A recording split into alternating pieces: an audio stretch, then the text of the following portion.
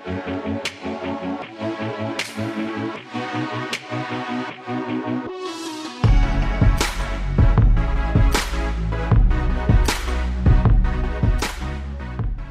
are live. Welcome to the RG DFS Tournament Takes podcast. I am your host, Chris Kirkwood, screen name Kirk D's, here with a lighter crew than normal because the number one Canadian DFS player is not able to make it this evening on a Friday evening, so that stinks. But Toe Tag and Tambo, Tyler Tamboline had some personal stuff to attend to, so we're going to be missing him. But I'm back with my boy Killer B 2482 Brett Hartfiel, coming off of a big week. I know he did very well, especially on DraftKings.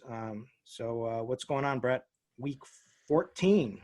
Yeah, going on in week 14, man. It's crazy. Yeah, so it was a really good week last week. It's so funny. I mean, last week you probably remember me hyping up Fitzpatrick. Still loved him going into Sunday, and then we started getting talked like that, hey, it's not going to be Fitzy, it's going to be Tua. So, I mean, you are very similar to me. We don't usually run 150 lineups, but I was all in on Fitzpatrick. So I had like 7 different stacks of Fitzpatrick. So I had to go in and I invested a lot. It's been a really good 2020 for me. So, I upped my investment because it's been so good. Basically tax reasons wise, it's always good to gamble a little bit more in December if you're running good. So juiced up the old investment, and then also ran really good with what I ended up going with, which was a Cleveland Tennessee stack. So kind of hit on a 5% Corey Davis, a 1% Rashard Higgins, and had that as my main tournament team. So it was a top like 0.01% lineup. So it took down basically anything that was 200 or less. And then it was really close to a lot of money. Let's just put it that way. And I feel like, I don't know how closely you watch that game. And I know like when you get really close, like when you're on the doorsteps and like you start nitpicking, like what could have been, there was the very first touchdown in that game ended up being to Jarvis Landry, but Higgins actually caught the ball. And when they showed it, that ball was over the line. And then he got tackled out of the 2-yard line. And I'm like, oh, okay, they'll review this. They're going to give it to him.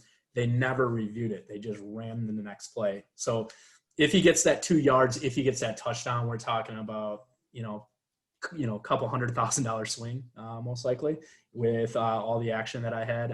I was already hitting like solid 5 figures in most of my tournaments. So it would have been a ridiculous swing for me. Nice. I had a pretty disappointing weekend. I lost on DraftKings. I was a moron. I went like YOLO style. I played Julio and DJ Chark in cash. I was like, I don't give a shit. I'm just throwing these guys in there. And Julio was fine. Chark was just abysmal. So that was a mistake. Also was heavily weighted there. I like basically broke even on Yahoo. And then I won. I had a really good slate on Monday, the 2-game Monday. A lot of action on that one. Degened a little for that. So I got it all back. But week 14, this slate's pretty crazy. I mean, there just seems like there's a lot of good plays, right? Like there seems like there's just too many good plays. At least no buys. We got 13 games. So let's just see what we got here. I mean, obviously we've got Patrick Mahomes on the slate, 7.5-point favorites in Miami against the Dolphins, which is kind of interesting. I mean, the Mahomes has just been someone, and Kelsey and Tyreek are just guys you obviously always want to go to. But Miami's defense has been good, and then they're just such a much slower team with Tua operating and a lot of running. Both legit defenses, yeah. Both are legit. Yeah, and then from there we've got the Vikings atrocious defense with going to Tampa to a angry Tom. I would say Tom's needs to have a good game soon, and this is certainly the matchup for him. He finally has that matchup where they should be able to work the passing game well against the Vikings.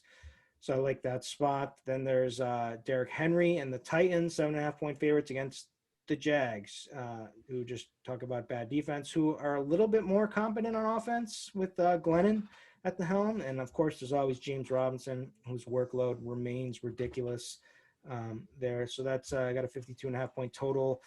Then Colts travel to Las Vegas. Sorry, I said Oakland, to play the Raiders, 51-point total there. That game's interesting because could be a slow game. Oakland likes to take their time, and it does have a big total, though. So we'll get into that. Then Seattle and Russ are on the slate against the Jets, who are just atrocious defense. And everybody loves running backs against the Jets. But stop playing running back, all the backs against the Jets, except now I kind of want to play a running back versus the Jets because of Chris Carson, and this is just a game that they should have their way. But really, the teams can just pass at will against the Jets. So, like, that's the way to usually play it. But so we'll see how we'll talk about how Pete Carroll may get into that one. Then an interesting game, which got a little bit less interesting, I would say, is the Falcons traveling to the Chargers. I'm 49.5-point total, but Julio's out. So, yeah, it opens up some opportunities, but we know that just the Atlanta offense just is not very good without Julio. So that's spot. And then there's the stat chasing, MVP chasing, record chasing Aaron Rodgers and the Green Bay Packers and Devontae Adams. You know, both of those guys are chasing records, and I am fully convinced that that's what they're doing because they are, anytime they are in the red zone, they are passing 100%. And so I am full on belief that they are doing that purposely. But they get a great matchup this week in the Dome against Detroit, 55.5-point total. So obviously that's going to be a popular place. And DeAndre Swift should be back. It's kind of weird. So he's been really battling this concussion. That's what held him out. And he's had migraines on top of it, but seems like he's back practicing. He's technically questionable. It's just how much, what are they going to do? Is he going to be just fully back, or are they going to ease him in? I don't know. And then there's, and then we get to see the Saints with Taysom and slowing it down offense against Philly with Jalen Hurts now, with finally benching Carson Wentz, who has just been awful. Other than that, there's Washington, who's banged up. They lost Antonio Gibson in San Francisco. There's Carolina, certainly has some injury situation with DJ Moore out and CMC out. So Robbie Anderson will be popular for sure. Mike Davis will be popular playing against the Broncos, who are now no longer have AJ Bouye. Because of PEDs. So, and then I guess maybe, I don't know, are you going to have any interest in Dallas, the Bengals? The Bengals offense just is putrid now. But there are some plays on the Dallas side that look pretty appealing. Yeah, with no Mixon, I'd feel okay with it. And I don't know, have you taken a peek at the wide receiver prices over there? I mean, they're just cheap. Did you see AJ Green at $3K? He's min price. Oh my God. Michael Gallup's too cheap. CeeDee Lamb's too cheap. T. Higgins has a questionable mark. I don't know how serious that questionable is, but yeah, I mean, with no Joe Mixon running the ball. Only he had a quarterback though. Yeah, well, but no Joe Mixon, they're gonna have to throw. Gio is not a guy that carries the rock 20 plus times. Like, I feel like they're gonna have to really utilize the pass here. So. Makes for interesting plays. I mean, AJ Green, 3K, and like he actually got some mentions in the coach speak this week. So, which is weird on a team that's destined to not make the playoffs. Like, why are we talking about like our old veterans to get started? But yeah, just looking at this slate in general. I mean, no buys, right? So everybody's in play. A really nice 7-game, 12 o'clock. So. I don't know how you normally do your tournaments, cash game slates, but I've created everything. And normally I based upon the slates, maybe I won't play the 3:00 if it's only a 2-gamer or a 3-gamer. I'll just focus on the main slate or the 12 o'clock slates. But yeah, I got action everywhere. Those are 1:00 and 4:00 to me. Oh yeah. 1:00 Eastern, 4:00 Eastern. But yeah, so awesome slate. I think you definitely hit home, man. Like when the Packers are in the red zone, they're passing every single time. So I mean, I think you can.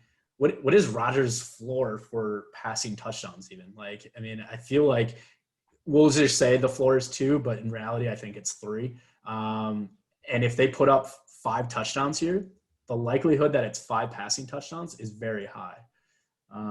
So yeah, I totally agree with you. They're gonna try to get him the MVP. This is a spot where they're touchdown point favorites. I don't see why you'd go away from a guy like Brady this week. So Rodgers this week. So they have the highest point total implied as a team at 31.5. The over/under has risen a point to 55.5. So the Kansas City Miami, I think you hit it right. If Fitzpatrick was playing that game, I would have a little bit more love for it. But with Tua struggling, not very efficient, also running the ball. I just feel like a clock moves there. You have 2 really strong defenses. So I'm more or less avoiding that spot. Just finding, just finding spots where I think the teams are not that great, like a Tennessee Jacksonville or the Vikings Tampa Bay. Tampa Bay hasn't been playing very well. So looking at those spots instead. Yep. All right, so let's do what we normally do and start off at the running back position, kind of give an overview of the plays. All right, so we've got, first of all, I've been saying, I think I said this on last week's show, but if I didn't, I need to say it again. I'm so sick of David Montgomery slander. I've been saying it forever, and he's finally coming through. And this guy, you've been all over it. He's not bad. I promise you, he's not bad. And people are finally catching on. It's so easy to say this guy is just terrible when you have no quarterback and you're behind, your offensive line is terrible. Their coach, he's got to have one of the worst nut situations for a running back to have. Yeah, and so he finally gets 2 good matchups and he performs in them and looked really good doing them against both Green Bay and Detroit, and now comes in with another cupcake matchup against the Texans defense. So I'm on board. He's going to be chalky this week, but really the man, the myth, the legend is Derrick Henry in December. He's going to be someone I want. I don't care if it's DK or FanDuel or Yahoo. He's playing Jacksonville, right? And he basically got a week off last week because they were down by 5 touchdowns. Yeah. Yep. And so, I mean, he's the total, the game script guy. And, he's definitely going to be breaking some big ones. If we go back even through the past couple of years, his fantasy points rises dramatically in December. Everybody talks about that. They say December, all that jazz, but he's going to go off this week. Now, I mean, sucks. There's ways to play it, obviously, with Tannehill. And some of the passing game again, but if you want to leverage the spot, but he's going off. I just promise you against Jacksonville. Aaron Jones is someone that's going to be gaining some popularity, but so this is I'm torn on it. I don't want to touch Aaron Jones when I believe that Aaron Rodgers is the guy absolutely going for the records, and once they're in the red zone, they're passing any touchdowns. So I want Devontae Adams, especially when Detroit has nobody in that secondary that can limit him. Now, granted, it's a phenomenal matchup for the running back as well. It's just he's going to be touchdown dependent in this one, and I'm going to probably play it as I think Aaron Rodgers is getting it. But it makes for a good pair them together, man. Pair them together. I guess I don't know. He's got 5 targets within the 10. He's got 9 carries inside the 5. He's got an end zone share of 14.3%, 100% in play. The only issue that we have here is if the Packers do blow up this Detroit team, Yeah. they will go with a 50-50 Aaron Jones, Jamal Williams split. Yeah, that's competitive one issue. There's multiple issues there, right? Like, so there's multiple pass. Like, normally if they were just doing the efficient thing because of like, the path of least resistance would be to just jam Aaron Jones all game, right? Like, but they're not going to do that. And so then we have to worry about like the blowout. There's like so many different avenues where it could blow up in your face. And so I'm not sure I want to pay 7,600 for him when I can get Austin Eckler down for $7K. I can get Derrick Henry up for 87. I can get David Montgomery for 65. I can get James Robinson, who's my boy, and I want to play him every week. Although probably will you won't, play? Will I you probably play won't Derrick? pair him. No, Will you? probably Okay, won't. you won't. Okay. I mean, you can. Yeah. For that to happen, it would have to, just go right along with what Vegas says is going to happen. And, he's been utilized in the pass game. I mean, he's got 6 targets each of the last 2 weeks. So regardless, Jacksonville's always like a touchdown dog, right? So, I mean, this is set up perfectly for where they've been the last how many weeks. And he's been awesome the last how many weeks. So don't stop playing him. I mean, I'm not. It's just I probably won't play him with Derrick Henry. I love James Robinson. I mean, he's one of the few 3-down backs, right? Like, he's getting it all. He's got 84% snaps last week, 18 carries, 6 targets. He's up there with touches, with Derrick Henry, with Dalvin Cook. Not bad for a team that's lost 11 in a row. And they're going to continue to do it, and he works good in the passing. I mean, he can do it all, and he's very good. So James Robinson, I love. It's just like if they're both running, it's probably going to be less plays. And then there's also the potential with like Glennon to hit. I kind of like Shark as like leverage off of that, because I think Glennon at least is, he's at least taking deep ball. He's taking chances. He's not very good, but he's taking chances down the field, and he's certainly better than anyone else that they've had. So I don't know. I'm usually a week early on plays, like when I played Shark and Cash last week. So I'm probably going to go back to him again this week. But anyway, so Austin Eckler is another guy we should probably talk about. I mean, it's just, he got 9 targets last week, 16 targets the week before. I mean, they got blown out. They were blown out. So that just, the Pats D was, and that's actually I kind of touted it to some of my friends, like we should be playing Pats D in this spot, and I didn't end up playing it. Yeah, what a ridiculous day. Yeah. So that was disappointing, but I saw the potential, but I think the bounce back narrative is in full effect this week, and against Atlanta. Now Atlanta's been really good against the run, and that's been a big focus on them, but they still give it up through the passing game. And like Justin Herbert has been extremely inefficient going far down the field and very efficient, on closer, under 10-yard pass plays, which is going to be Eckler and Keenan Allen. So I feel very strongly on both of those guys having big games, at least in the passing game. Yeah, currently in my projections, like different sites that I use for projections, Austin Eckler is popping, and I believe he shouldn't be popping. So I actually lowered everything on him. Now, we talked about this pre-show, but Justin Jackson looks like he's coming back. You didn't seem to be like, I don't think it thinking matters. that's a big deal. And I think it is, because I think that the Chargers are a playoff team, and they want these guys healthy. So I don't think Eckler. If you remember how they started out the year, it was timeshares big time between these running backs. I feel like they're going to try and keep these guys healthy 100%.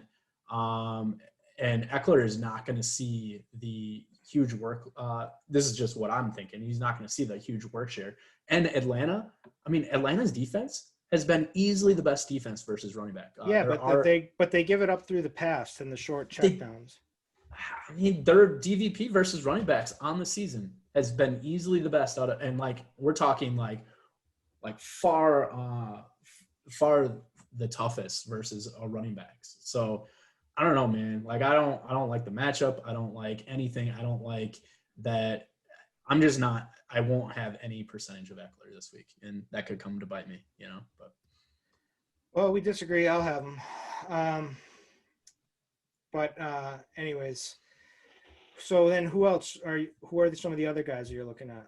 Yep. So I think right up top, you hit it with Henry. Delvin Cook, I don't know how popular he'll be. I mean, everybody knows to kind of avoid Tampa Bay defense, especially versus running backs. It sucks that we lose Christian McCaffrey. Would have loved to, obviously play him at probably reduced ownership. But yeah, Henry's going to be the guy if you pay up 100%. I think at the mid sevens, both Robinson and Jones are in play. I'll be having shares of them. Chris Carson, I know you said the Jets just keep playing passing or keep playing quarterbacks and wide receivers versus the Jets. And I kind of agree, but Lockett, man, is hurt. And they do not look good at all throwing the ball. So give me a bunch of shares of Chris Carson. I'm right there with you on David Montgomery. Keep playing this guy. Everything's starting to come around for him. And I think even at 6,500, he's still too cheap. We got him at 5.5 last week. So I think at 6.5, he's not going to be that highly owned. And then once we start dipping below, I probably won't have any shares of Zeke. I think they're, the funny thing is the NFC East is still up for grabs. So they still have a lot to play for. Dallas is, I guess I don't even know what that division looks like, to be honest with you. I knew Philly was in the lead. I think Washington might be in the lead now. But regardless, that whole division is still able to be won by all four teams. So Zeke at 6.6, it's just a price point play. But man, has a guy looked more just not involved, doesn't really give a crap? I think Kamara makes for a great GPP play at 7.1. So I'll definitely have some shares there. I'd rather have Kamara for sure than Austin Eckler this week. Not only do I think Kamara will outscore Eckler, but then I also think you're going to get such, lower percentage. And I'll throw it back to you for mid-tier guys. So under the David Montgomery range, so under 6,500, what are you looking at? I'm going to go back to Eckler really quickly. Yeah. Some of my points. So they are extremely tough to produce on the ground against, and I know that, but they're also very attackable through the air and through the checkdowns. And they've given up 4 touchdowns to receiving backs so far this season. There have been backs that have had good games against them.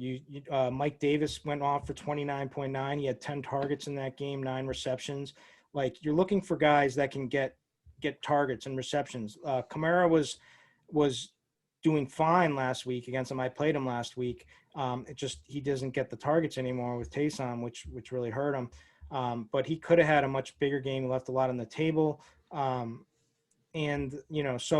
basically I think they've allowed the 9th most fantasy points through the air. So to running back. So it's just whether, a lot of these other teams it's just been such smooth sailing for them to just attack them through the pass. I don't think that's the key. I think Keenan Allen certainly makes sense, but I think but Justin Herbert is going to be, having these lower ADOT shots. He's going to be working those small passes, and he's going to be working it with Keenan Allen and Eckler. There's no other running back. He's one of the few guys that can get a ton, and also a ton of catches and ton of targets. Also, only thing about Justin Jackson, who wasn't seeing much of a workload anyway, just said that there's a chance is activated for week 4. It doesn't sound like he's practicing. Doesn't sound very good to me that he's going to be back in this game. I'm actually expecting him not to be back. And so I just think his price is there, and there's just room for upside there if you get him in the passing game. Curious, are you just throwing out last week's game? You kind of just, obviously. Yeah, there was just an awful game. It was just a horrendous game. They were terrible. They got abused. Herbert was awful. Belichick just abused them. Rookie quarterbacks, that's what he does. And New England was up, their defense up play. So then once the game was out of hand, it was done. It was over. There was just nothing in that game. So Sunday comes and Justin Jackson is healthy and active. They have Balaj active, and then they have that Josh, whatever his name is, Jackson or whatever. What do you do? Anything change? Josh Kelly. Yep. Anything change for you then? It doesn't change. I think Eckler's role is secure. Okay. And he's the role of what I want to attack. They still need a win. So, I mean, they should be playing their best guys, right? Yeah, which is Eckler. Mm-hmm. So that's my only thing. So like maybe consider him, and I'll look to pick him apart too, and I'll take what you say obviously into consideration. But at this point, I'm still gung ho on Eckler. But sorry, you said so. What other guys besides David Montgomery? Yeah. So I mean, again, like I'm also looking at like the percentage of him, right? At RG, we have Eckler at 20.1. He's popping in all the projection systems that I use. I'm just way below that. So I feel like we've talked about basically everybody up until 6.5. So guys that I'm looking at in like the 5K range. Well, we didn't really talk about Mike Davis much. Oh yeah, we didn't. Yeah, right. So Mike Davis, I mean, 6,400. Okay, compare him versus David Montgomery. What do you like better there? I mean, I like David Montgomery, but you're going to get probably a little bit lighter ownership on Mike Davis. He's kind of out of favor now. He's coming off the bye, right? We have to assume he's probably a little bit healthier now. Like he was going through that stretch where he was completely banged up and he was completely inefficient. So I'm assuming he's healthier now, and this might be a kind of a better spot to attack him. And that's what's the offense going to be without DJ Moore, without CMC? It's going to be Anderson and Mike Davis and some Samuel, right? Yep, and 100%. This game could kind of sneaky shoot out, I think, because obviously Carolina's D is attackable too, and I think Denver can put up some points in this game. Yeah, I mean Denver is pretty healthy, I want to say. They got Judy, squeaky wheel narrative on Judy too, who was disappointed. He wasn't utilized at all recently. Yeah, I can see this, especially with how cheap the parts are here. This is your classic. Like if you listen to Blender, this would be your perfect vomit stack right here.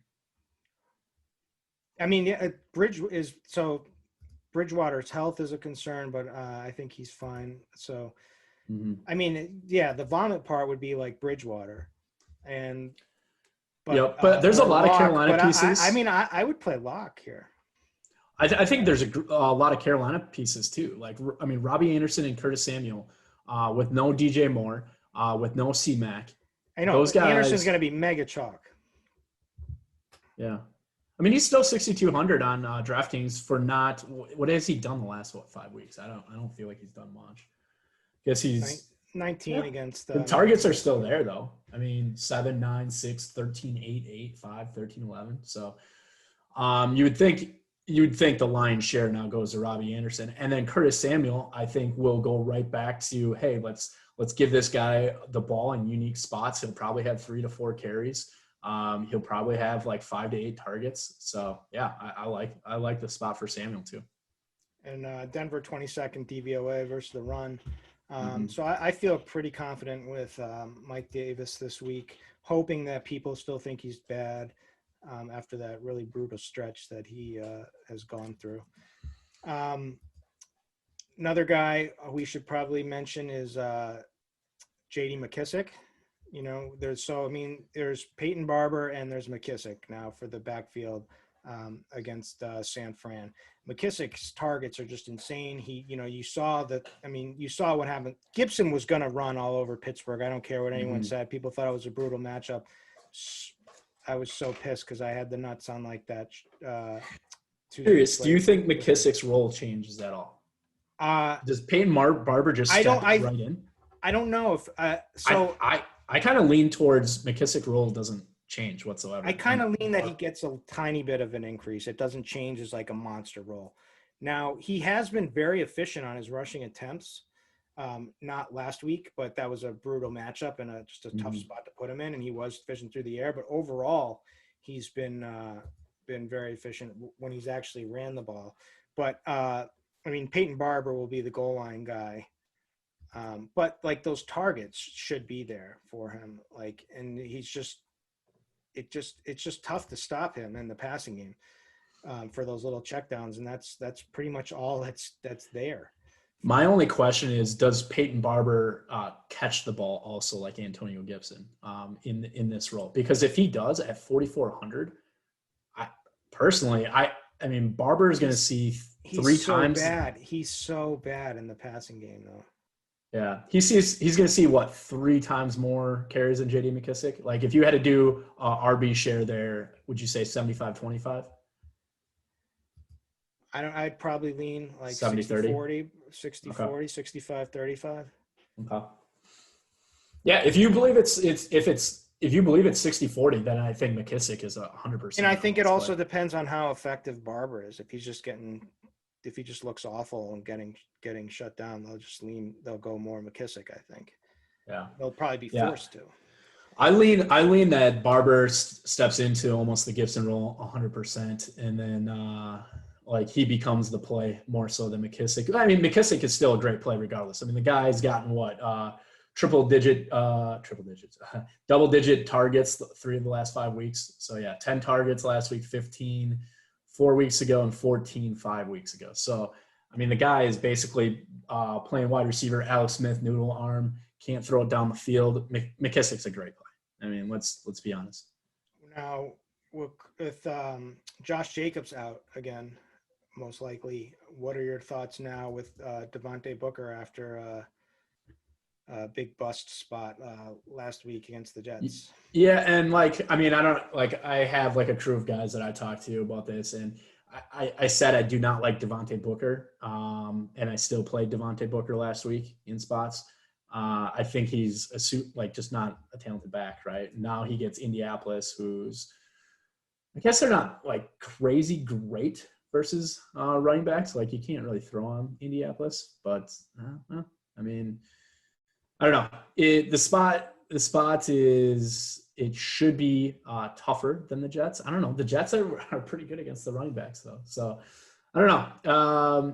I guess I don't have a strong feel on Devontae Booker right now.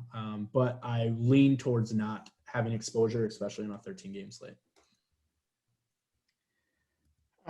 Yeah, I mean, it is a tough matchup for sure.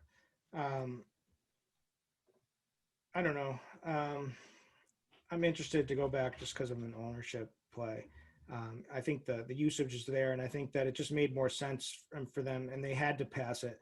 And the Jets have been good against the run. I think that this will be a more balanced attack this week, and I think Booker's performed adequately throughout the season. It was just a brutal game last week.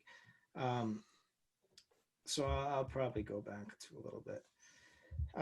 Who else is there? Gaskin, 5,600. There's Jonathan Taylor on the other side. Yep. Yeah, Gaskin. Talk about both of those guys. So Jonathan Taylor, he didn't play 2 weeks ago because it was contact tracing, right? So he didn't have the COVID fog, right? So he stepped right in. 16 opportunities. Like, I know a lot of people were like, oh my God, I should have played him.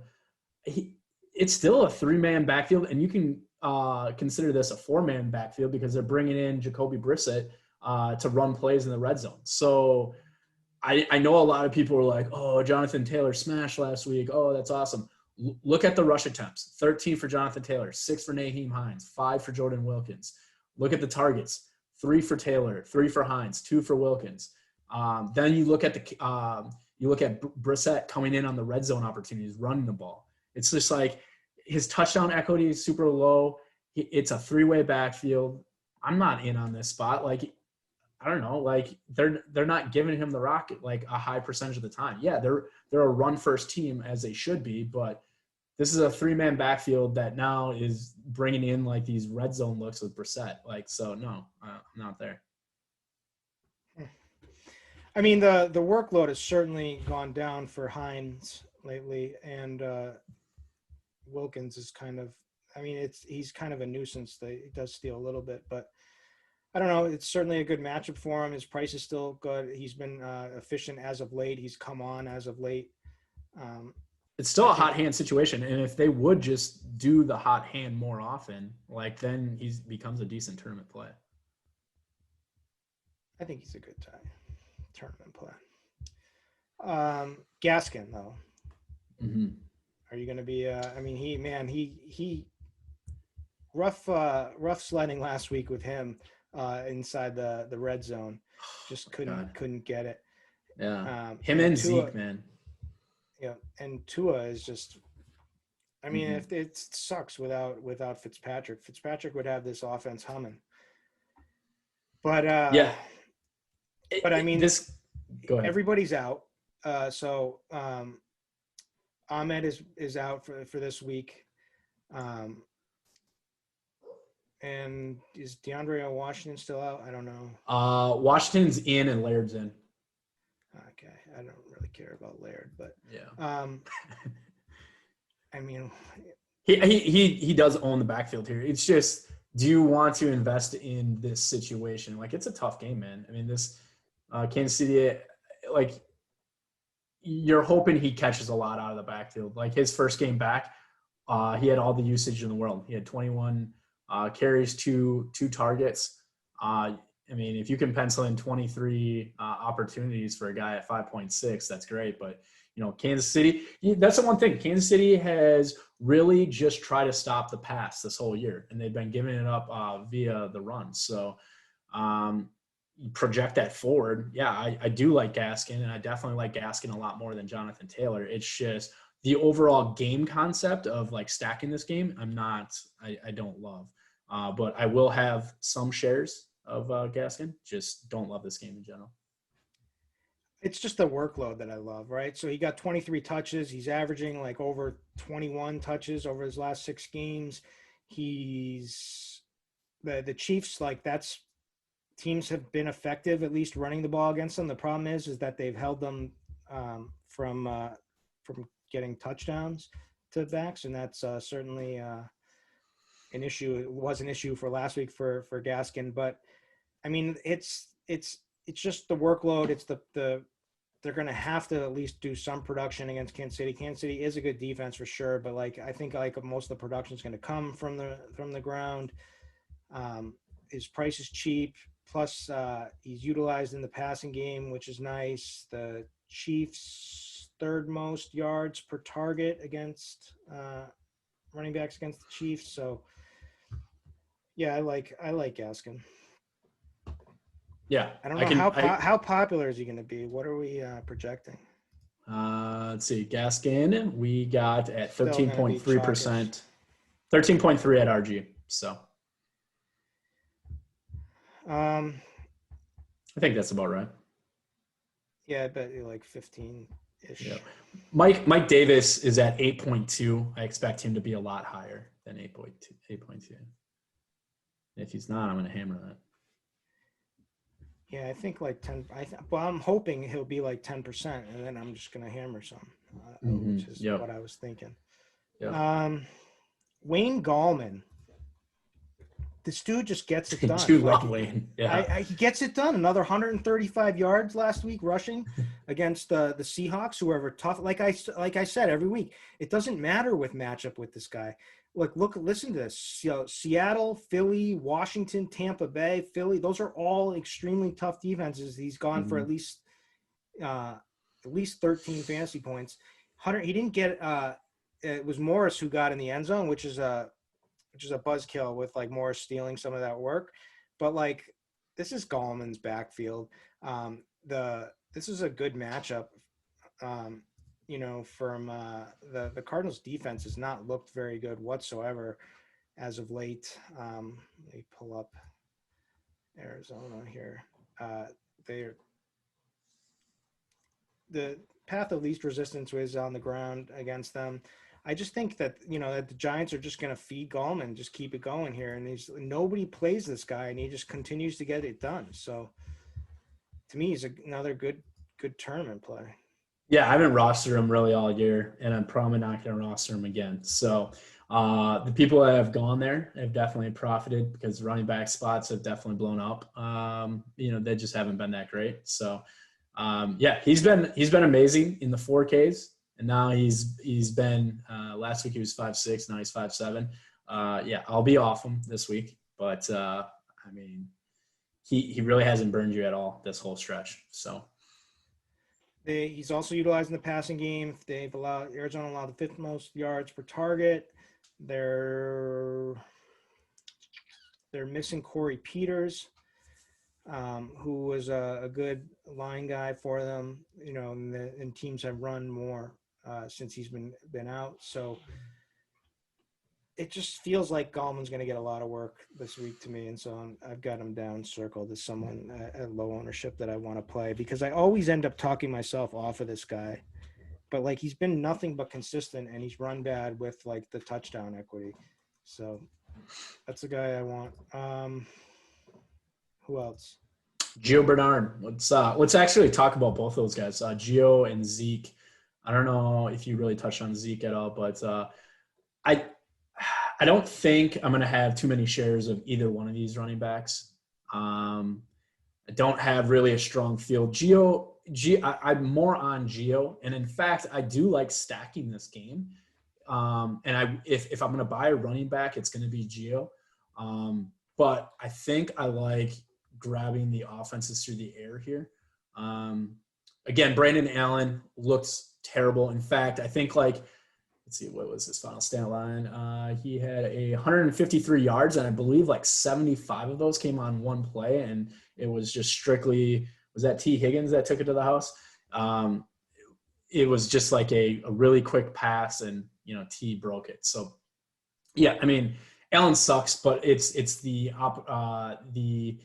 opportunity that – or me thinking that they're going to be passing quite a bit. And Dallas's defense is just brutal on the season. So two really, really terrible teams here. Both kind of, don't have their starting quarterbacks anymore. I think this is another okay vomit stack here to kind of just buy a cheap Michael Gallup.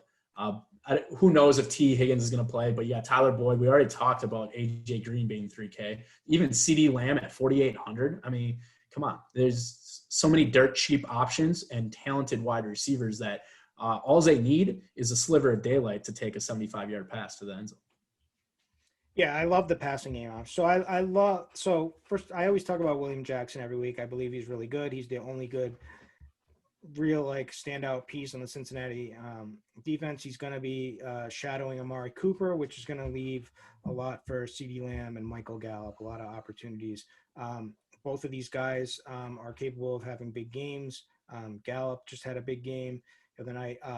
Andy Dalton is passing a lot. They're passing more than you would expect. So that's the preferred area. Now Zeke, I was interested in Zeke for sure in this game when I saw it, and then you get the he popped up on the injury report with the calf, and so I was worried about him a little bit, and I don't know what to think. So there's no reason to to really push it with this guy, and they're definitely giving Pollard more opportunity, and Pollard is good in my opinion. I know there's a lot of Pollard stands out there, and they all talk crap about Zeke and whatnot, but I'm kind of middle of the road in there.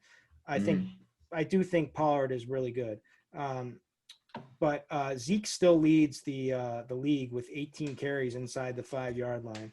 So he's still getting those. Oh my God. That first down and 1 on the 1, and then he had 3 carries in a row where he lost -1 yards. It was just classic. That's exactly his season. And their line has been just banged up and just, so it's their team has been awful. They haven't had a quarterback. Their line's been bad, and he's been bad. He was fumbling like crazy, and just been terrible. Yep. But I think the opportunity is there I think he's a good GPP player this week. By the way, that was Tyler Boyd that took that 72-yarder to the house last week. It was a pretty sweet play. But, don't put that under, Brandon Allen being any good. That was just a quick pass that he took to the house. So It's the price, man. Andy Dalton 5,500, Brandon Allen 4,900. Both these defenses are terrible, especially versus the pass. Give me some Gio Bernard shares at running back, but I think you can mix and match all these wide receivers. The last that we'll touch on, I do think Melvin Gordon is an interesting GPP play against Carolina. He's someone that I think could go out for a big game at like really minuscule ownership. I also think DeAndre Swift, if it may completely bite you and he may not get much workload at all, and you'll be like, I'm an idiot for playing this guy. But if this guy goes back to a full workload where they were like just like he was just taking over, and if they do him against do that against Green Bay, then absolutely sign me up. I mean, anybody like Green Bay has, that's one thing you can do on them is run the ball. We saw David Montgomery was very successful. They've had a lot of guys been very successful. That was who Dalvin Cook went for 48 fantasy points against. Montgomery just put up 25. They've given up tons of production. Kamara earlier in the season for 44 fantasy points. So like, wouldn't shock me at all if they, DeAndre Swift got his full role if he just went absolutely off, because he's someone I absolutely believe in. But there is this cloud over injury, but sometimes that makes for really good GPP plays, if they are fine. So he's someone I have, circled down to like keep up on news with and to see what ownership is going to project, because I don't think anyone's really planning on playing him whatsoever. Yeah, there's a few spots under 5K that I want to just touch on. Leonard Fournette at 4,500. This is still Ronald Jones' backfield, at least running the ball. But if you look at Leonard Fournette's routes run, his target share, he's kind of been a beast in the passing game. He's also getting still quite a few high-value opportunities. Three targets inside the 10, 6 carries inside the 5. Routes run the last 2 weeks, 19, 24. So he's getting the targets as the third down back in this offense. We know how much Tampa Bay's been struggling. So if they're coming from behind, Fournette's going to be utilized quite a bit here. And then it's an ugly spot, but we got to talk about the Jets running backs too real quick. If Frank Gore is ruled out, a guy by the name of Ty Johnson took over this backfield, and he actually looked really good, or at least he just got a ton of opportunity. 24 opportunities last week, 22 carries, 2 targets at 4,700 at Seattle. They're 2 touchdown dogs. Do you want to have any shares of Ty Johnson? With Gore back? Or Frank Gore right now is highly questionable. I don't know if his 36-year-old body can come back, but I thought I read that they were expecting him to play. God, that guy is a beast. Let me just so Gase said he expects Gore to suit up against Seattle. Okay, because I know he was going through concussion protocols, so I didn't know if he cleared the concussion protocols, but okay. But Johnson is certainly better. But really, the play in this game is going to be Perryman, unless there's going to be some low-owned play. But all right. And Crowder's still questionable, right? Oh, and another piece to watch. Kenyon Drake has popped up on the injury report with a hip. Did have a limited practice on Friday. I would love to get Chase Edmonds. But that's something to watch. But I don't know. I think we've gone through pretty much. Yeah, I think we've crushed it. No. All right, let's over to quarterback to start our stacks. Patrick Mahomes, pass-heavy offense, just an unbelievably talented, great quarterback that's going to put up a lot of fantasy points for you. Going to be extremely popular. He's also extremely expensive, also a tough defensive matchup. But he's going to be pretty chalky, I think. Aaron Rodgers is going to be chalky. I think I lean Rodgers there just because of the little bit of price savings, and I think he's going to, put up some points in this one. Justin Herbert, Ryan Tannehill, Russell Wilson. Matt Stafford was actually chucking the ball last week, 42 pass attempts against Chicago in a tough matchup, 30 fantasy points. Now in a game where he's going to have to keep up with Rodgers, that's kind of interesting to me. But and then the guy that I really want to play, but I'm not sure I'm going to be able to click the name is Trubisky. Houston is just garbage, but like I love Trubisky this week. I love him. Yeah. So those are and the guy that's going to one of my buddies is all over Tom Brady this week, and I have to agree. I mean, I just think that like it just sets up perfectly for him. So it sets up, I mean the Vikings. It's just their secondary has just been so brutal all season. So Godwin and Brown have extremely plus matchups this week. Evans has a very decently plus matchup. And Gronk has a plus matchup. And Brady has just taken so much abuse after this rough stretch that this seems like the ultimate get-right Tom Brady spot this week for me, at least. So those are the guys I'm most interested in. Who's your favorite kind of that bunch? Yeah, I mean, you definitely touched on Mahomes. Again, overall, I will be under the field on Mahomes. Just don't like that game in general. I think my defense is just so legit. But Russ, if there's a get-right spot, it's for Russ.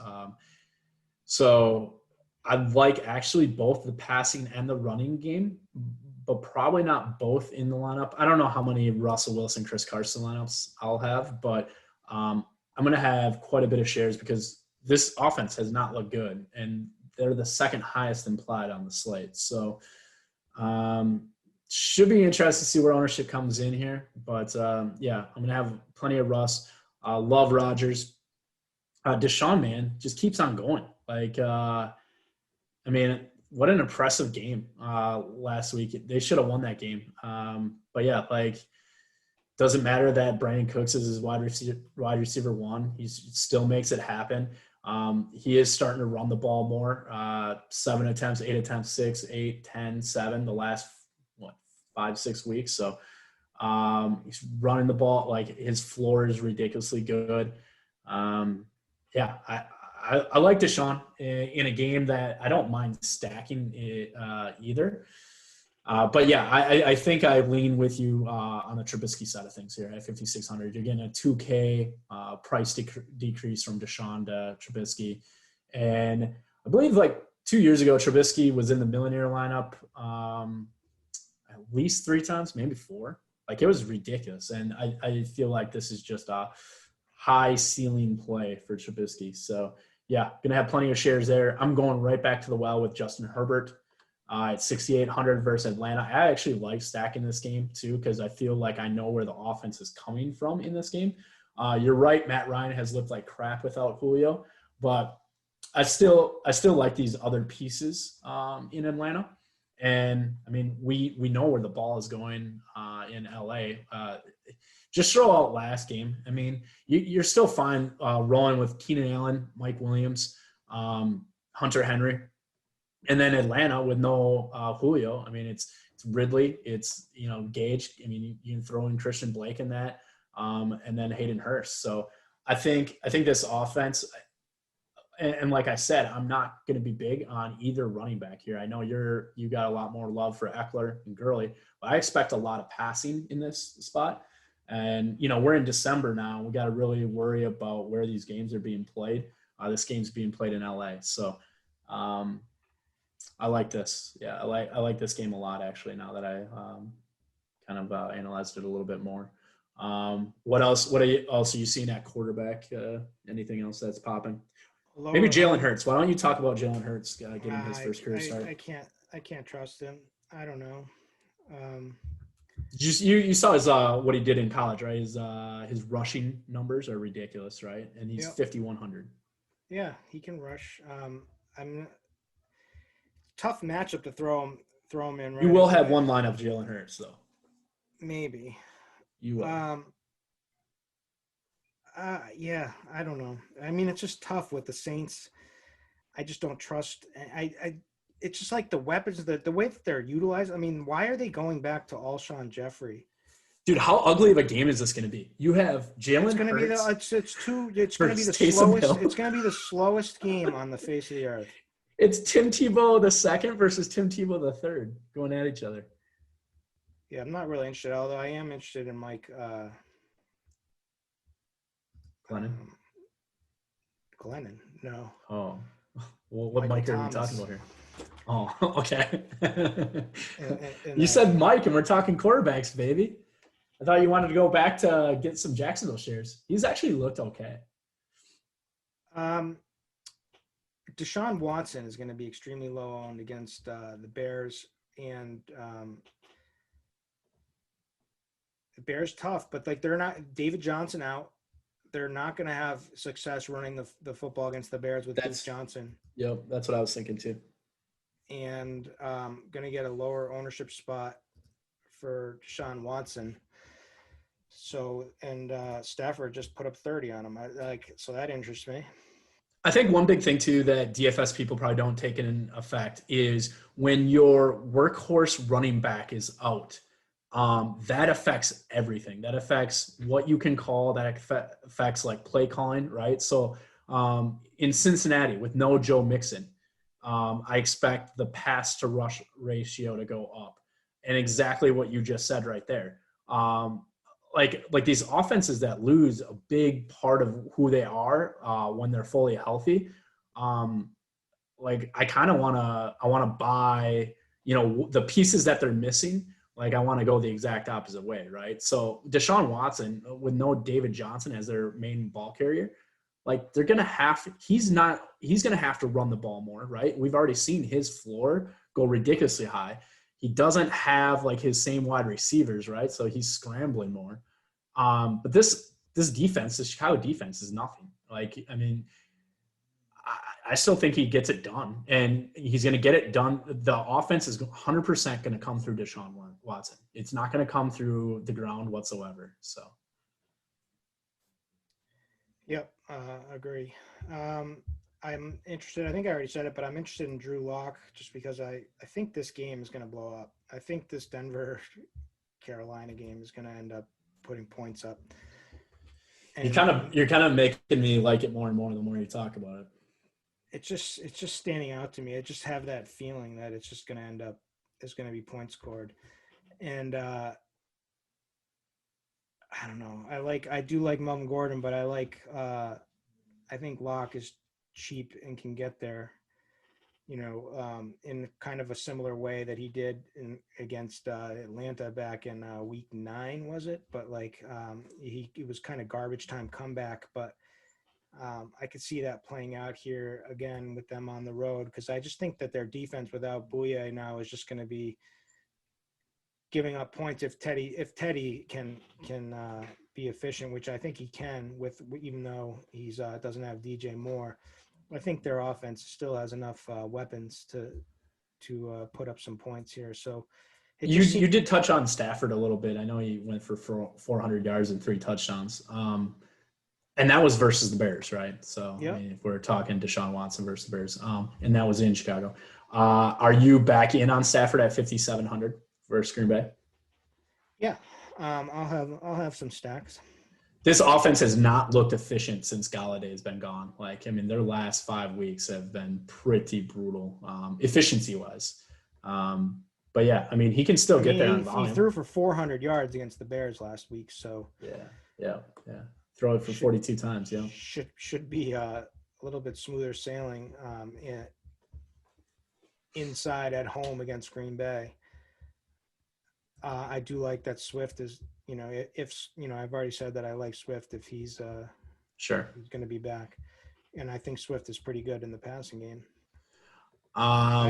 They just got I just hope that they've just stopped running these stupid running backs that they keep feeding. So with last week was a good indication. Mike Glennon versus Jalen Hurts. Who are you more likely to play? At 5,100. Both are at 5,100. Glennon gets a really good matchup versus Tennessee. I think this is a Very underrated matchup. Glennon's actually looked pretty good, pretty efficient. 20 of 35, so not very good actually. 28 of 42, he's like 66% last week. Had a couple interceptions. I don't know. The neck is looking all right. I don't mind him in very cheap stacks. Let's see who is healthy right now for the wide receivers. So it looks like they got everybody healthy. Colin Johnson has stepped into the starter's role. Chanel got hurt, so kind of look into that. But Conley is definitely the fifth man. He's the odd man out. So they're doing a lot of forward wide receiver sets. Chanel got hurt in the first half, so didn't get a lot of playing time. But dude, Colin Johnson, he's the guy. He's 3,600 still. I know I brought this up last week with Tambo, but like when you get these backup quarterbacks that come in, a lot of times they have a really good thing with fourth string, fifth string wide receivers, and that's what this Colin Johnson kid is, and he's like athletic as all can be. So I'm still all about Colin here. I like DJ Shark. I like your boy. I like Glennon. Glennon and Locke would be my 250-100 guys. I guess you could play some Hurst. I'm just not buying it yet. So Titans allowed the most passing touchdowns in the league. This is a team that you can definitely pass on. They don't really have. Would you want a 6'6" wide receiver to throw to? Because that's Colin Johnson. Yeah, I mean I like it, but DJ Shark has got to be a matchup. It's got to be pretty positive for his metrics too as well. Let's pull up him. If we look at Enzo target share, Colin Johnson actually leads the team, and he's only played the last few weeks. So he leads the team at 23.1% end zone target share on the season. And like nobody knew who Colin Johnson was before week 12. So that kind of shows you. And his air yards, 41%, 27%. I know air yards, you can make fun of air yards, especially when they're Mike Glennon air yards, but his target share, 24%, 14.6%. He leads the team in target share the last 2 weeks. He's ridiculous. He's still priced way too low at 3,600.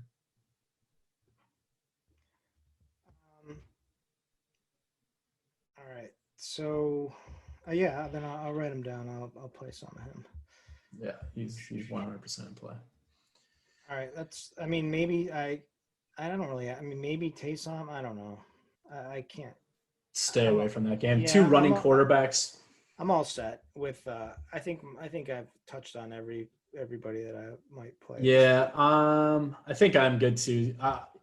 Yeah, really, that game is so ugly, that New Orleans at Philly. Like, I still think it goes under 43. The over under is 43. I just don't know. The clock is going to be constantly running with these 2 quarterbacks at play. Like, there's not going to be a lot of pass attempts. What do you is Kyler just hurt? I mean, yeah, I feel like that the Arizona offense and the Seattle offense the last month have both looked just awful.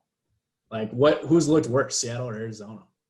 It's like both of those teams have just looked brutal. Like Russ is nowhere near MVP talks. Either is Kyler Murray. I mean, they've looked very average as a whole. Yeah. I don't know. So like everyone went to Kyler. I didn't like him last week, but like now, if his ownership is like extremely small this week against the Giants, then I might take a few shots. Yeah, and we got him at, let's see, where do we got him? Wow, can't even see him. Okay, so he's at 1.4%. So you're gonna get him for really tiny. No one's gonna play him this week. Yeah. All right, wide receiver. Let's take it over there.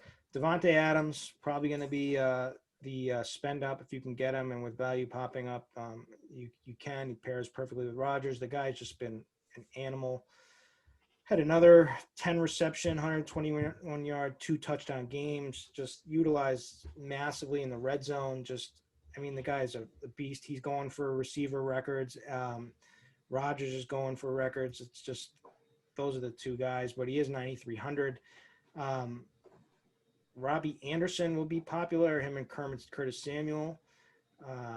Allen Robinson is the guy I like a lot. I said I like Trubisky. I mean, he's going to match up with Vernon Hargreaves or whatever. And I mean, there's just no one in this secondary now that can hold back Robinson. And I think, Trubisky certainly does like targeting him. Gave him 13 targets against Green Bay, had 7 targets last week in matchups. Now it's a little skittish because I like David Montgomery too, but like I'm not going to play them together, but I'm definitely going to have. You can. I'm not going to, but I'll definitely have shares of both. I'm right there with you on Allen Robinson. Love Allen Robinson this week. Corey Davis, your boy, made you some money, but like, I mean, it feels like chasing, but it's not chasing. I mean, the guy's been a model of consistency pretty much. Higher target share than A.J. Brown on the season. Yeah, and he's been very efficient too. Obviously had a monster ceiling game last week, and that, probably won't happen again, but his price is as affordable as someone you can go to for production. Tyreek, I don't know. There's monster upside. There's definitely a target floor. 1, 2, 3, 4, 5, 6, 5 out of 6 games, at least 10 targets. So, yeah, I love Keenan Allen actually. Yep. I like Eckler, but I love Keenan Allen. I like both of those guys, but like if I had to pick one, it's going to be Keenan Allen. Keenan Allen versus Calvin Ridley. And I'll throw out that game last week. Oh, Keenan Allen for sure for me. I just don't. I mean, I'm not buying like the Ridley's just not efficient without Julio. I mean, he did okay the other week without him. They just didn't get a lot of volume in that game. It's just whether their offense struggles in general, and I think it will. And Gurley is back. Will be playing. They're going to end up giving him stupid carries. But touchdown equity goes definitely down for Ridley now because of Gurley. I mean, the numbers are still the numbers with even after a really, really disappointing game, Keenan Allen numbers are still ridiculous from a target share. He's still 28.5% target share. Has 133 targets on the season. He's leading the NFL in targets amongst all receivers. 90 receptions. I mean, he's came on strong for touchdowns. With Herbert, and that's the thing. I mean, he's got such a high floor with his targets and target share, and especially in this matchup, and especially with them actually stopping the rushing yards on the rushing yard game. So it's going to be short passes. Keenan Allen's the guy. He's going to get that for it, and if he finds the end zone, he's gonna go absolutely bananas and go off and have a monster ceiling. So Keenan's probably my favorite number. I mean, if we're talking about price considered, Keenan Allen's my favorite wide receiver play. From like ownership and price, everything all put together, Keenan Allen. I mean, I love Devontae Adams for sure, but I will have a ton of Keenan Allen this week. Yeah, I can't argue there. The guy that you hit on, Allen Robinson, we haven't seen a lot of Allen Robinson, and I think a lot of it is just you can blame it on the quarterback, right? Again, this is kind of like what I said about Dallas Goedert last week. Goddard's a stud, a legit stud. He's just getting held down by quarterback play. I'll say the exact same thing with Allen Robinson. Allen Robinson is an 8K guy. He's getting held down by his quarterback. If you believe in Trubisky, then you 100% have to play Allen Robinson. They just go together. So I just believe in this matchup that Houston defense is so pathetic. Yep. Yeah. Okay, what about the Carolina guys? You brought up Robbie Anderson being a perfect smash, which I agree, but I lean towards Curtis Samuel, like having more shares of Curtis Samuel. Yeah. I just think without C-Mac, we're going to see 3 to 5 carries from Curtis Samuel. We're going to see a lot more unique type of plays with Samuel. Whereas I think Robbie Anderson is the alpha wide receiver 100%. But I think I can maybe cut out more opportunity for Samuel. I think more red zone opportunity for sure. But Robbie could break one. But Robbie's going to be the wide receiver. I mean, they're both going to get good volume. Yeah, they should. So and you get the price savings with Samuel. Samuel's going to probably be more popular. I don't know, just because of price. Yeah, let's see what we got him at RG. Oh wow, yeah, Samuel 17.7%. And then that's the number 2 and number 3 highest owned. Samuel was number 2 at 17.7. Robbie Anderson at 14.9. I mean, these numbers probably aren't very accurate right now, just because we only have like 5 guys above 10% ownership, which is 6 guys above 10% ownership, which that doesn't seem right. Brashad Perryman on the cheap side is a good play, in my opinion. Probably people are going to be talking about him, I'm sure. DK Metcalf is a grown-ass man, big boy play, 8,400. He is – I mean, this is like I've said this all season. It's like you come in, you take wide receiver ones against the Jets. That's what you do, especially now when they don't – most of these guys weren't even starting. And their secondary is just not talented. It's atrocious. It's just smooth sailing. Russ is going to definitely find DK Metcalf early. It's just the blowout. What's the blowout? What's the real percentage of the blowout in this game?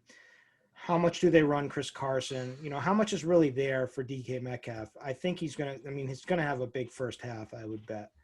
I still feel like Tyler Lockett is 100% the ball, like the higher target, like more like, hey, on third down and short, who are you going to? Whereas DK is more the big play guy.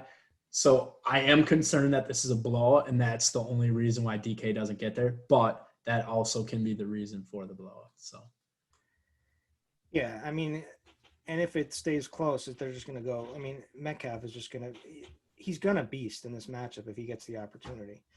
Mm-hmm. Get some shares of David Moore too. If you're doing Russell Wilson stacks, this guy, he's going to get terrible coverage on him. He saw a season high last week of 71% of the snaps, 38% routes run, or 38 routes run. This guy is a must play if you like Russ this week, and I'm sure everybody's going to love Russ. So definitely play David Moore. Yeah, I can't play David Moore. Dude, he's running routes versus the Jets. He's running routes versus the Jets. Yeah, I hear you. 3 wide receiver sets. It's just, I don't know. With the blowout, with Chris Carson, I can't see it being like a David Moore game. But maybe I'm wrong. I like David Moore in general. He gets those rushing, those gadget plays too. He's a cheap piece. You might not. I mean, you definitely don't need a David Moore on this slate, right? Because like if you're game stacking this, you're probably bringing it back with Brashad Perriman, right? So you don't need David Moore. I just think it just makes it a little bit more unique if you go double stack. So like you go David Moore and then you grab either DK or Lockett. You have Russ in that lineup, and then you bring it back with Brashad, and then you fill out your lineup from there. Michael Thomas, I like. I mean, Darius Slay has just been abused by who was it? Metcalf, Devontae, and now he gets Michael Thomas.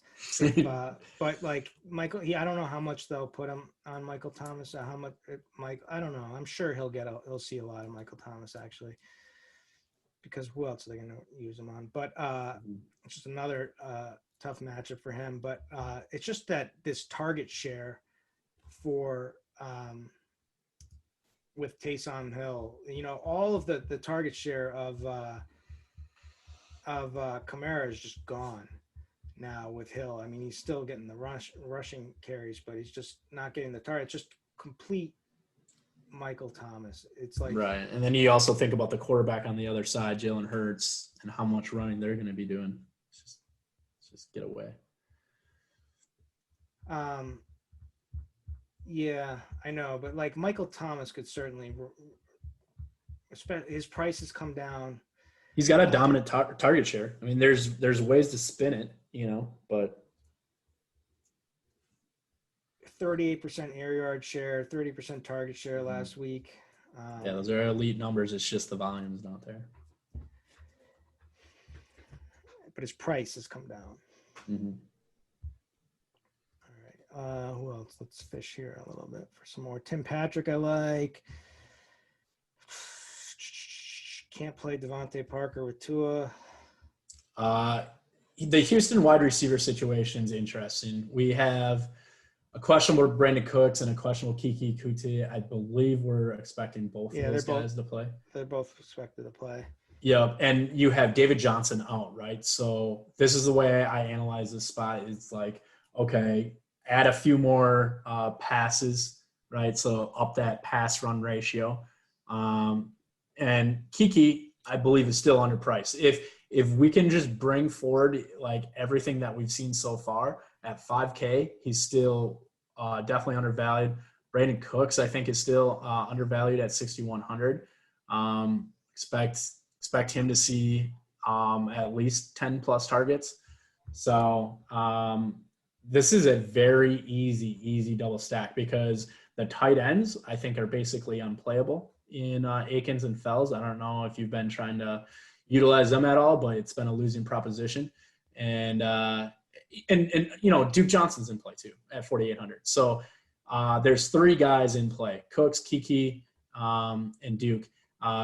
Chad Hansen played a ton last week and got 7 targets and 5 catches, 101. Do you believe that's going to happen again? I don't know, but I think I think he's legit and for real. Yeah. I think his volume is going to be. All right, I'm player profiling him. See what we got. You want the best comparable? Go for it.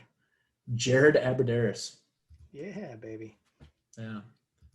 No 4.53 speed. He was drafted in the 4th round. 6'2", 202. All right. He's all right. The measurables aren't bad. Let me see here. Oh, Ayuk. Come on. We got to have some interest in Ayuk. I mean, look at his production in the last when he's played week 7, 8, 10, and 13. All basically 20 fantasy points a game. 5,400. Certainly. Dude, look at the opportunity. Better. Wow.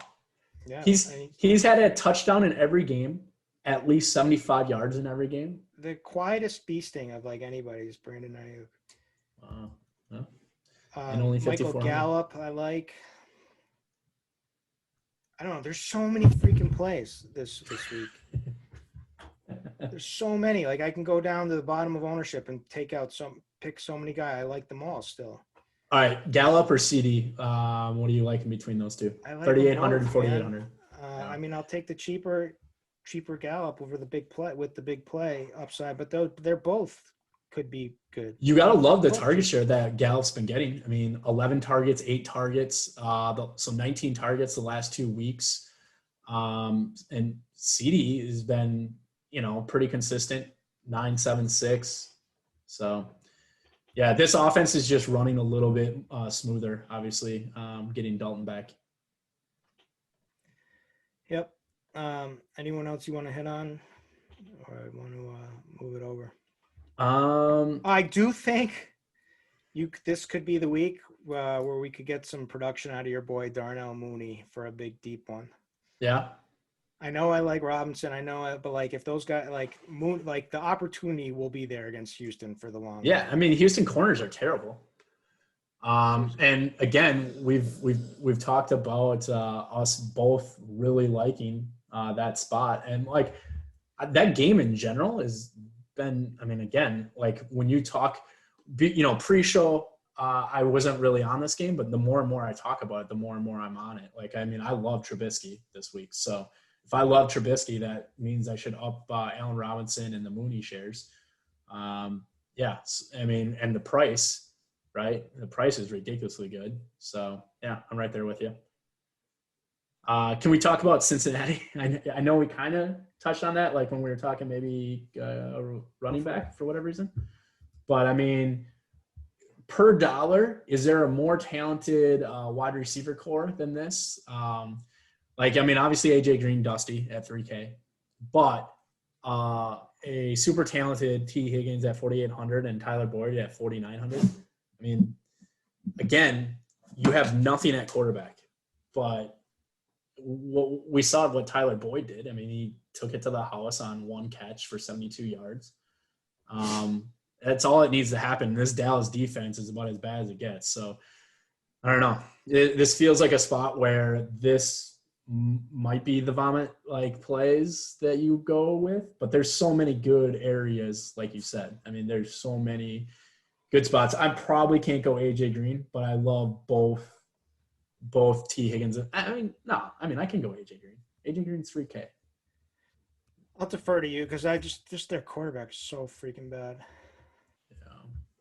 It's so weird because they're so slow and they're just not running any. Now they're so slow and not running any plays anymore. Yeah, we've seen alpha weeks out of AJ, right? I mean, there's back-to-back weeks he saw 24 targets, 11 targets and 13 targets, right? You get one of those weeks at 3K. I mean, come on, you're printing. Yeah. All right, let's. We've given enough. Let's take it over to tight end. Mm-hmm. Travis Kelce, this is another guy who's on pace to absolutely smash Kittle's record that he had for tight ends. So I assume they're going to keep going with him, and I'm assuming he's very cognizant of that, and I'm assuming Mahomes is cognizant of that. And the guy's a beast, and had a monster week against Denver last week.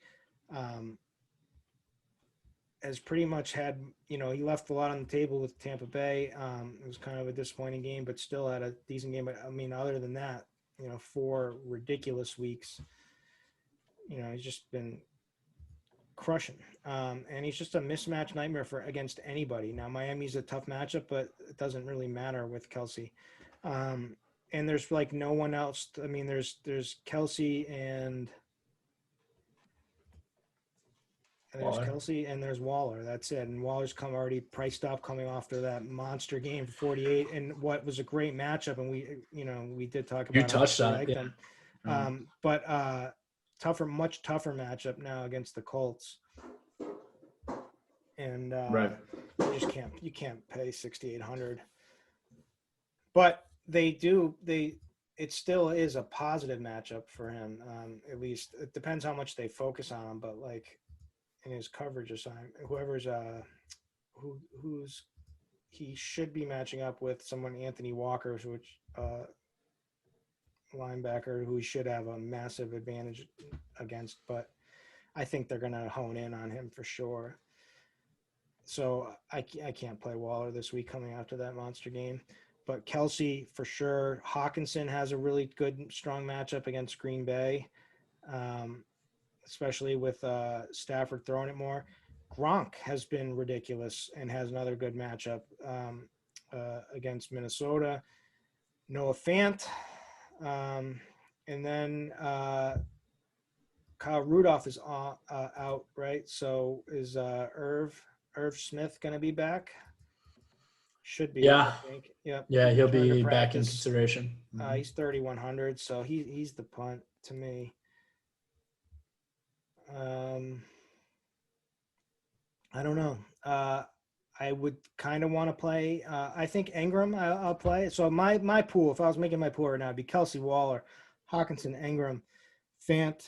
I guess some Hunter Henry, just because Atlanta has been brutal against the tight end position, but I just don't believe in it very strongly. But it could. Gronk for sure. Hayden Hurst should get a boost with Julio out, at least have some target upside, hopefully. Logan Thomas looked pretty damn good in a tough matchup once Gibson went down. Goddard maybe, and Irv. Yeah, maybe. No. I mean, I think you got to avoid this Philadelphia offense until we see a game. Yeah, I mean, I'll just kind of go off. I mean, you're Kelsey, Waller. I mean, has there ever been this big of a gap, I guess, with two tight ends and the rest of the field? Like, I feel like we do this every week. But, yeah, if you pay up, I mean, it's Kelsey or Waller, and I lean towards Kelsey this week, even though I, again, probably want to be under the field on both Kelsey and Waller. I think I'm going to go cheap basically all across the board on most of my builds this week because I'll be paying up for running back and wide receiver. But yeah, Robert Tonyan, right? We talked about Rodgers throwing the ball a ton. And it's not like Devontae Adams is having a huge touchdown year. But Tanyan's like a beast, dude. Like he's literally. I think Sternberger. Jace. Yep. Is, Jace I Sternberger. think he's out. Yep.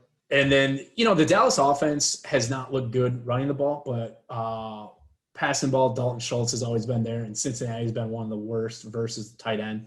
So definitely want to have some shares there. You brought up the Hayden Hurst. My love for Hayden Hurst is kind of just correlated with Julio being out of this offense. So that's that. And then Logan Thomas, like I tried to make it work early in the year, and it just wasn't happening. And he needed Alex Smith to come into his life to become the guy that we wanted. I mean, 9 targets, caught all 9 of them last week for 98 yards. Yeah, I mean, he's putting up great stats at 3,300. You just said they're without their starting running back, who basically I feel like they're going to have to throw the ball more. So maybe mix in, an extra target or 2 for Logan Thomas. They're not going to be able to run the ball versus San Fran, I don't think. So they're going to have to pass the ball. So, yeah, give me some Logan Thomas. I might say he's my favorite out of the group right now. It's close between him and Hurst. But then, I do like Noah Fant in, stacks. I'm definitely going to – I mean, you kind of talked me into that game, that Denver-Carolina game, and, I'm always going to go with, an elite talent. I'm off on Dallas Goedert.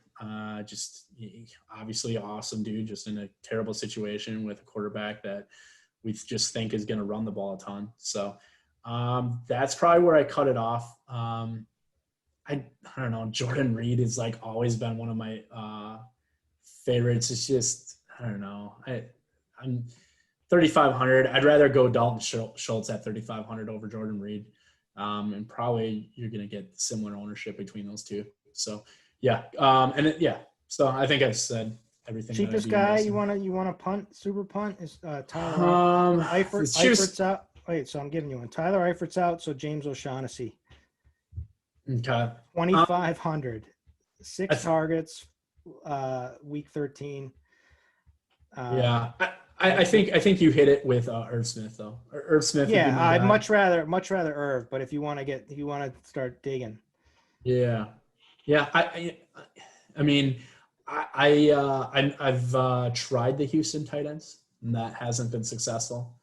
So I'm probably staying away from the Houston tight ends. Mo Alley Cox at 2,500. He's kind of popping for me in some spots. Had 44 out of 66 snaps last week. We know he's a beast in the red zone. So if you do like this Colts offense, and they got a huge implied at 27. So I think that's a great punt if you want to truly punt it. Give me a James O'Shaughnessy, baby. All right. All the Irish. Top stacks. You want to start? Or? I'll start, sure. Okay. Obviously, the chalk one is Aaron Rodgers to Devontae, and you bring it back with either Marvin Jones or DeAndre Swift or TJ Hawkinson. But that's stupid. I don't want to give the main chalk one. I mean, I have to go to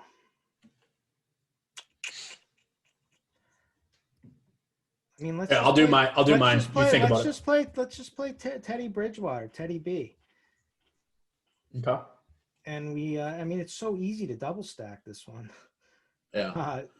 Bridgewater, Anderson, and or Davis, but probably not Davis, but probably Curtis Samuel, and then KJ Hamler or Tim Patrick or Noah Fant. Like who's our favorite there? For me, I would probably say Tim Patrick, but like for 3K for KJ Hamler, I could do that for a speed guy in a talks were that he runs a sub 4.3, right? So he's got all the speed in the world. I feel like I picked him a few times this year, and he's been okay. Like, yeah, you know, he's not a guy that's going to be a high snap guy. He's not going to be a guy that gives you a high target share. You're just hoping kind of that he busts one. So Tim Patrick's the play. That's the one. Yeah, he is wide receiver one, at least the last few weeks here. Okay, my like more chalkier play. I'm gonna definitely invest in the Herbert to Keenan and Mike Williams stack, and then I'll bring it back with either Ridley and Hurst. I know if I go back with Ridley, it'll make it a little bit tougher just because I got such elite. So I mean, I'm good with Hurst too. I'm actually good with that 4 stack right there too. So your 3 wide receivers would be Ridley, Allen Williams. Your tight end would be Hurst. Still leave a flex spot open for you. Cheap stack. I might be stepping on your toes here, but I'll go Trubisky with both Mooney and Allen Robinson. And then again, I'm good with a really fat stack. So bringing it back with both Kiki and Brandon Cooks. Now that would be that'd be all 3 of your wide receivers in a flex there in that game, which I'm more than okay with. Yeah. I don't know. Can Trubisky buoy 2 wide receivers? I don't think like so. if Trubisky has I think you take Trubisky with 1 wide receiver. Yeah, well, like because he is a threat to potentially run too. Right. When he had his monster, like, you know, millionaire, like, was he buoying 2 guys or was it just Allen Robinson? Like I feel like when he would go off, he would have 2 rushing touchdowns, and then have a couple touchdowns, and most of them would go to Allen Robinson, right? So yeah, maybe you do a skinny stack with Trubisky. Stick with a skinny stack and then go from there. But you know where the production's coming from in Houston. I mean, there's 3 guys. You got Duke Johnson, you got Kiki, you got Duke Johnson ain't doing anything this week. Yeah. That's my opinion. Yeah. I guess Chad Hansen, like, I mean, you're kind of a believer in Chad Hansen, so. All right. Are we good? Yeah, man. Week 14, right. Let's get it. Picked it up with sorry Tambo for not being here. Sorry to the listeners. He let the number 1 who tuned in to catch the number 1 Canadian DFS player, but I don't know, man. There's so many plays. My final thoughts here. There's just so many damn plays this week. So just invest your whole bankroll. I'm gonna mass enter this week a bunch, and just correlate my lineups well.